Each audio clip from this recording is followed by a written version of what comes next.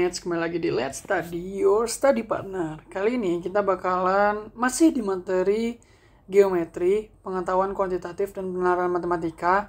Kali ini kita bakalan bahas mengenai bangun datar. Nah, teman-teman pasti semua udah tahu apa itu bangun datar dan nanti apa bedanya dengan bangun ruang yang nantinya bakal kita pelajarin juga. Nah, sebelumnya kita ucapkan terima kasih dulu buat BDI PT Infomedia Nusantara yang udah membiayai bahan pembelajaran kali ini. Oke, sebelum kita masuk ke materi, kenalin lagi. Aku Abdan Muhtadi, teman-teman semuanya boleh panggil aku Abdan. Aku merupakan mahasiswa jurusan akuntansi Fakultas Ekonomi dan Bisnis Universitas Indonesia angkatan tahun 2024. Nah, di sini ada beberapa achievement yang coba aku highlight.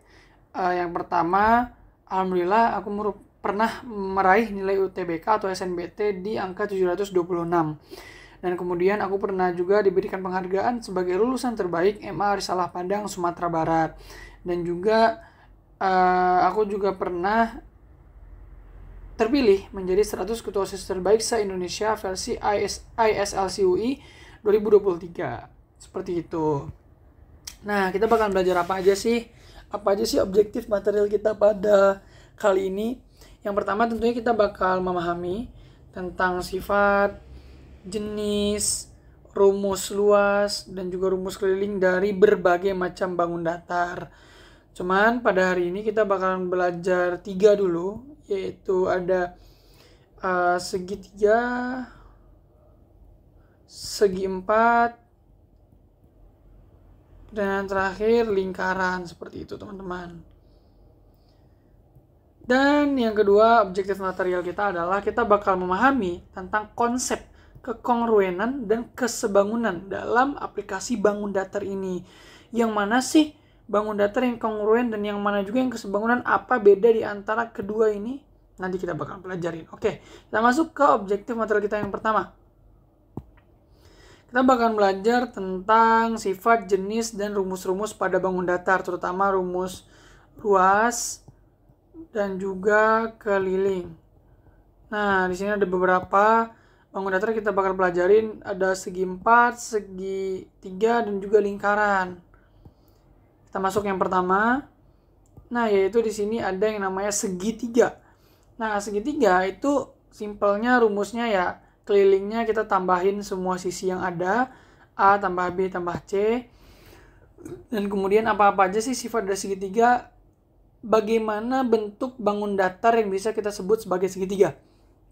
Tentunya punya 3 sisi, punya 3 sudut juga. Kalau udah punya 3 sisi tentu punya 3 sudut, dan total sudutnya 180 derajat, seperti yang sebelumnya pernah aku mention di materi titik, garis, dan sudut. Nah, di sini kita coba masuk ke jenis-jenisnya dulu. Di sini ada namanya segitiga sama sisi, alias yang semua sisinya sama. Kalau di sininya panjangnya 3, alias otomatis yang lainnya juga bakal 3. Ada sama kaki, ada kakinya sama, 2 sisinya ini sama. Ada siku-siku, dia punya sudut siku-siku di sini. Dan ada sembarang. Segitiga sembarang ini ya di luar daripada ciri-ciri yang kita sebutkan dalam segitiga sama sisi, sama kaki, dan juga siku-siku. Seperti itu. Nah, kita masuk nih ke rumus luasnya. Nah, di sini teman-teman semuanya bisa teman-teman lihat rumus luasnya. Pertama, kalau kondisinya diketahui panjang alas dan juga tingginya. Alas dan tinggi. Tentu rumus luas segitiga yang biasa, yaitu setengah kali alas dikalikan dengan tinggi. Nah, ini teman-teman pasti semuanya udah pada tahu ya. Coba nih yang kasus kedua nih, yang nanti bakal kita coba juga contoh soalnya. Kalau diketahui 2 sudut 1 sisi, 2 sudut ini dan 1 sisinya, rumusnya adalah ini. Nanti alas A-nya kuadrat kali sin beta sin ini gamma 2 sin beta tambah gamma. Nanti intinya tinggal teman-teman masukin aja deh. Kak, nanti sin betanya nilainya berapa, sin gamma nilainya berapa? Biasanya antara kalau nggak dikasih tahu di soal atau enggak, teman-teman harus hafal sudut-sudut istimewa. Nah, sudut-sudut istimewa mungkin nanti juga akan dijelaskan di materi-materi lainnya, teman-teman. Nah, kita next kalau kasusnya diketahui 2 sisi dan juga 1 sudut. Sama, pakai sin juga, cuman rumusnya ini. Nanti tinggal teman-teman masukin aja nilainya. Nah, dan juga yang terakhir ada kalau diketahui panjang ketiga sisinya. Ini diketahui, tapi tingginya enggak, gitu. Jadi panjang 3 sisi diketahui, gimana sih caranya? Nah, kita pakai yang namanya S. S itu adalah setengah dari keliling segitiga. Kita tambahin dulu nih semuanya. Baru kita bagi 2 alias dikalikan setengah. Seperti itu. Nanti baru kita masukin rumusnya. S dikali S dikurang setiap sisi dari segitiganya. Terus kita kalikan semuanya. Nah, ini intinya nanti teman-teman jangan dihafal kalau matematika ya. Perbanyak latihan. Next, ada yang namanya segi 4. Apa sih yang namanya segi 4 itu tuh? Ya tentu yang pertama dia punya 4 sisi, yang itu jelas. Nah, terus kemudian dia punya 4 sudut juga karena dia punya 4 sisi. Dan yang terakhir total sudutnya adalah 360 derajat. Kalau segitiga tadi totalnya ada 180 derajat. Kalau segi 4 totalnya 360 derajat. Rumus kelilingnya masih sama, jumlahkan aja semua sisi yang ada alias keempat sisinya tinggal ditambahin. Kita coba di sini lihat beberapa jenis, sifat-sifat jenis dan juga nanti rumus luasnya. Yang pertama dalam segi 4 ada yang namanya persegi. Ya teman-teman pasti udah tahu lah ya gimana bentukan persegi kalau dari sini. Persegi itu yang semua sisinya sama besar. Kalau persegi panjang dia punya 2 pasang sisi yang sama besar. Jadi sisi ini dengan sisi ini sama besar, ini dengan ini sama besar, seperti itu. Ini sebenarnya kalau segi 4 udah banyak teman-teman tahu ya, nggak perlu terlalu dalam lagi. Aku coba mention sekilas, nanti kita perbanyak latihan soal aja. Kalau persegi tadi aku lupa sebut, kalau persegi itu rumus luasnya adalah sisi dikali dengan sisi. Kalau persegi panjang intinya sama aja, sisi kali sisi, tapi ini panjang dan ini lebar gitu aja, tinggal dikaliin aja. Nah, next ke persegi 4 yang berikutnya ada namanya layang-layang. Ini teman-teman ini mungkin juga udah pelajaran di zaman SD juga ya. Layang-layang itu rumus luasnya adalah setengah dikali diagonal 1 dikali diagonal 2. Udah gitu aja. Sama dengan nanti belah ketupat. Ini nih ada sedikit kesalahan teman-teman. Belah ketupat itu tuh bentuknya nggak kayak layang-layang, lebih ke sisi-sisinya nanti sama besar. Cuman dia lebih kayak pepes, kayak digeprek aja gitu loh, bahasa simpelnya gitu. Nah, karena kalau nanti sama besar dan bentukannya sudutnya sama besar juga, nanti bakalan sama dengan persegi. Ya kan? Nah, makanya kalau belah ketupat itu perbedaannya ada di besar sudutnya yang berbeda. Nah, kalau jajar genjang, luasnya alas kali tinggi. Kalau bentukannya kayak gini. Nah, dia punya sisi berhadapan yang kongruen, sudut berhadapan yang kongruen, ini berhadapan, sisi berhadapan kongruen, dan lain sebagainya. Intinya bayangin aja jajar genjang tuh bentukannya kayak gini. Jadi teman-teman gak perlu hafal banget ciri-cirinya satu persatu, nggak, karena di UTBK nggak bakal tanyain kayak gitu. Nah, dan juga yang terakhir ada nama trapesium. Trapesium ini ciri khasnya dia punya sisi yang sejajar dan juga punya kaki. Biasanya ada 2 jenis juga. Ini trapesium siku-siku, ini trapesium sama kaki, seperti itu. Rumusnya adalah jumlah sisi sejajar dikalikan dengan tinggi dibagi 2. Gampang aja teman-teman. Next, ada yang namanya lingkaran. Teman-teman sudah tahu lingkaran itu gimana ya, kayak gini. Dalam lingkaran nanti ada yang namanya jari-jari, alias dari sisi terluar lingkaran ke tengah itu namanya jari-jari. Tapi kalau dari sisi luar lingkaran ke sisi di sebelahnya itu namanya diameter, alias diameter itu akan sama dengan 2 kali jari-jari, pasti akan sama. Nah, total sudutnya berapa? 360 derajat. Nah, setengah lingkaran berarti berapa total sudutnya? 180 derajat. Simpel aja teman-teman. Rumus kelilingnya 2πr. Pi itu apa? Pi itu bisa nilainya 22/7. atau 3,14. Kita ingat-ingat lagi, 27 dipakai ketika jari-jari itu sama dengan kelipat 7 atau kelipatannya 14 dan lain-lain. Kalau 3,14 selain dari kelipatan 7. Simple aja teman-teman. Oke, kita next. Ada yang namanya konsep kesebangunan dan kekongruenan. Yang tadi udah sempat aku mention juga. Nah, apa sih bedanya konsep kekongruenan dengan... Sorry, ini jelas nggak ya? Oke, aku jelasin aja ya. Kongruen intinya adalah ketika ada dua benda, dia sama besar dan sama bentuknya. Jadi otomatis kongruen itu kembar identik. Kalau kesebangunan, kembar tidak identik alias beda di ukuran. Misal ini ada persegi, ini juga ada persegi, sama-sama persegi, tapi nggak sama panjang sisinya. Dia ini sebangun, tapi tidak kongruen. Berarti kita bisa disimpulkan di sini adalah ketika suatu benda itu kongruen,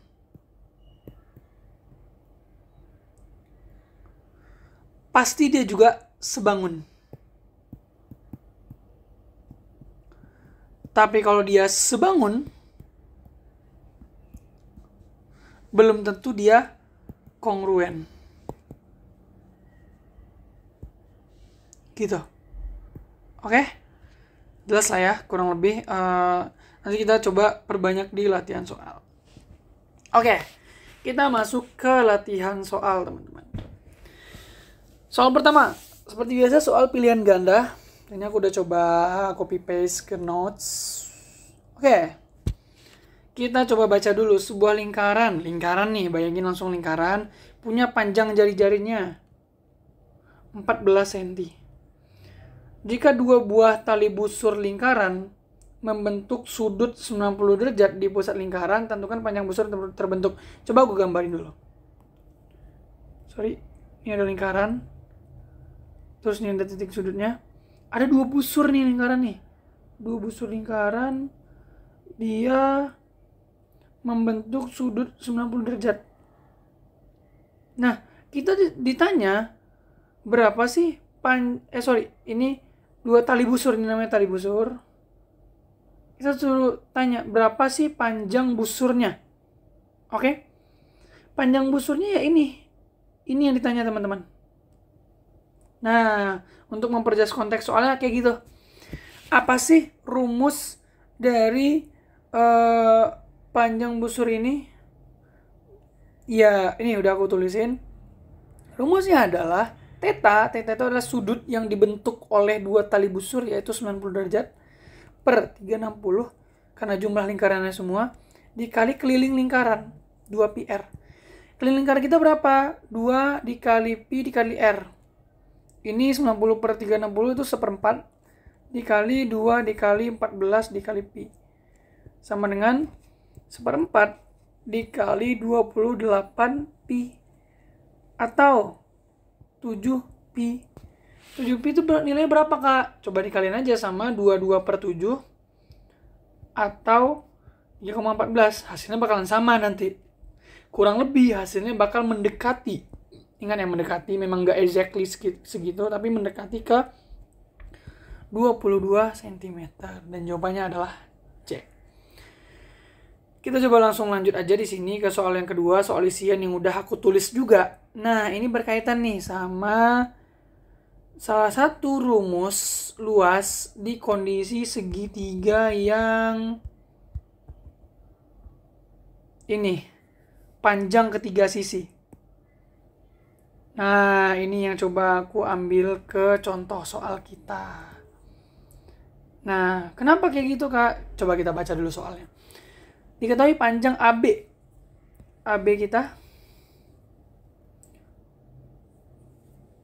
kita ini adalah 14, BC kita adalah 15, AC kita adalah 13. Diketahui kan 3 sisi kita. Nah, cara cari ininya gimana? Sudut tengah ini. Nah, kita kan disuruh cari C ke C aksen kan. Kita disuruh cari ini. Apa rumusnya? Ya ini. Tinggal masukin aja. S kita berapa? S itu adalah keliling lingkaran dibagi 2. Berapa keliling kita? 13 tambah 14 tambah 15. Dibagi 2. Hasilnya bakalan sama dengan sini 27 tambah 15 32 ya. 27 tambah 15 33 42 sorry 42 kalau dibagi 2 hasilnya bakalan jadi 21. Nah kita dapat nih S nya 21. Ya udah tinggal kita masukin ke rumusnya. L sama dengan S kita dari berapa? 21 dikali 21 kurang A. Terserah A yang mana dulu, mau 13 dulu boleh. Dikali S kurang B, mau berapa lagi? 14 lah ya. 21 kurang 14 kali 21 dikurang 15. Nah nanti teman-teman bakalan dapat hasilnya. Tinggal teman-teman hitung aja ya. Ini sekitar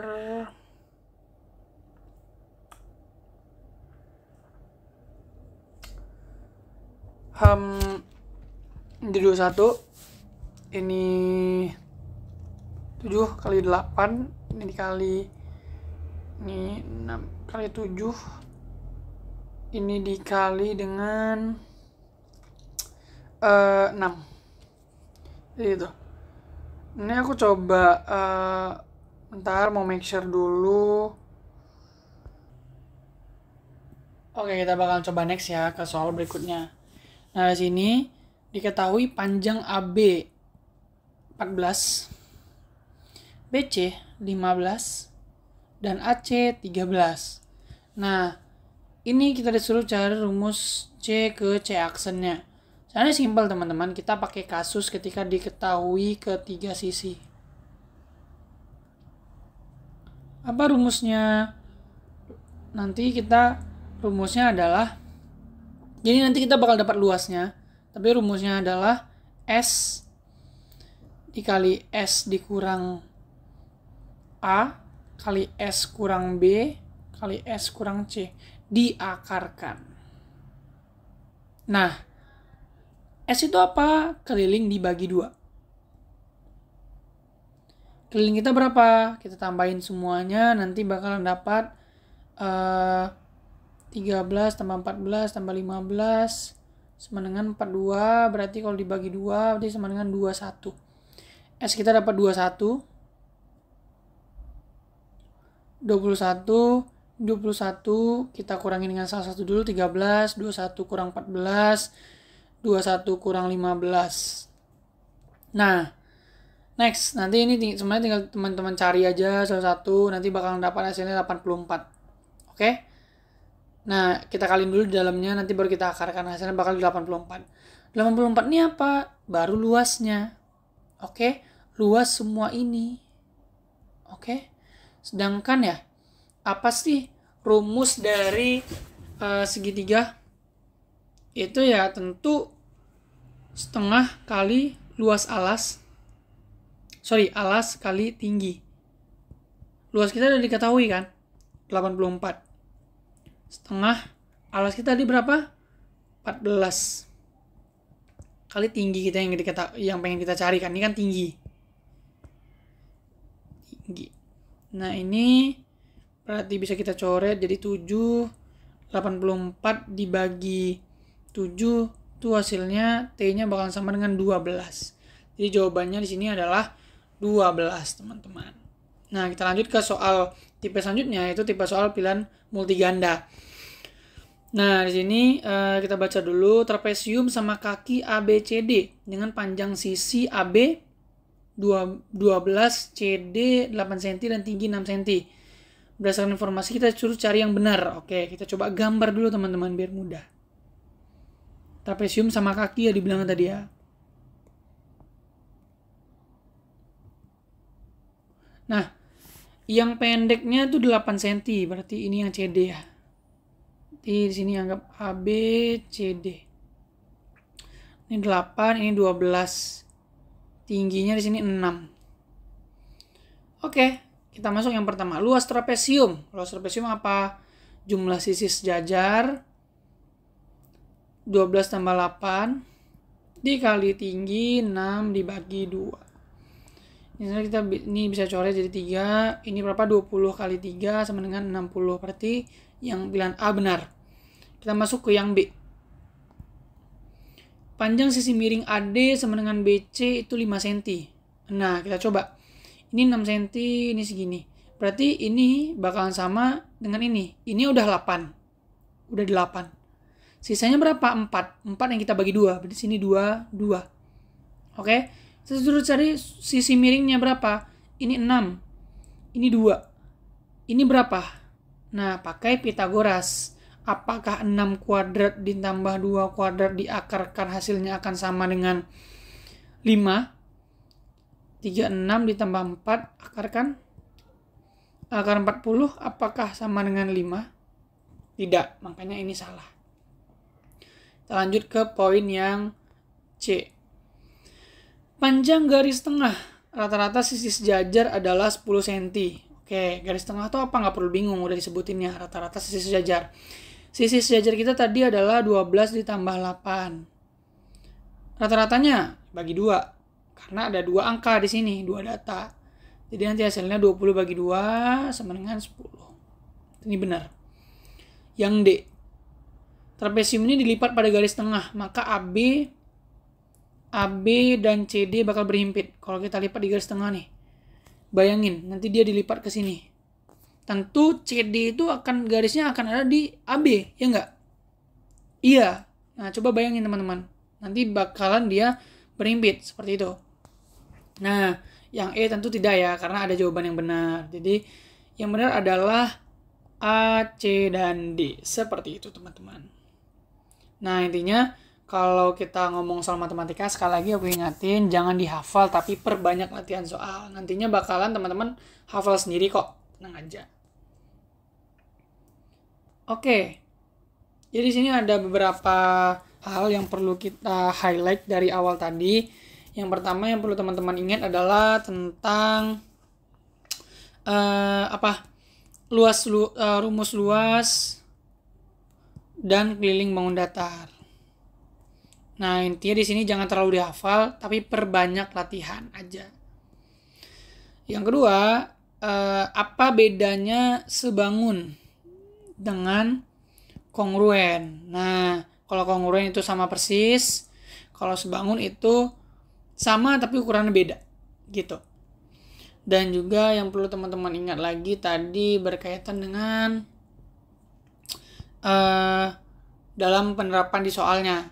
Maksudnya kalau jawab soal di bangun datar biasakan digambar terlebih dahulu supaya teman-teman lebih terbayang bagaimana konteks soal-soalnya, seperti itu. Konteks apa yang mau dipengenin sama soalnya gitu.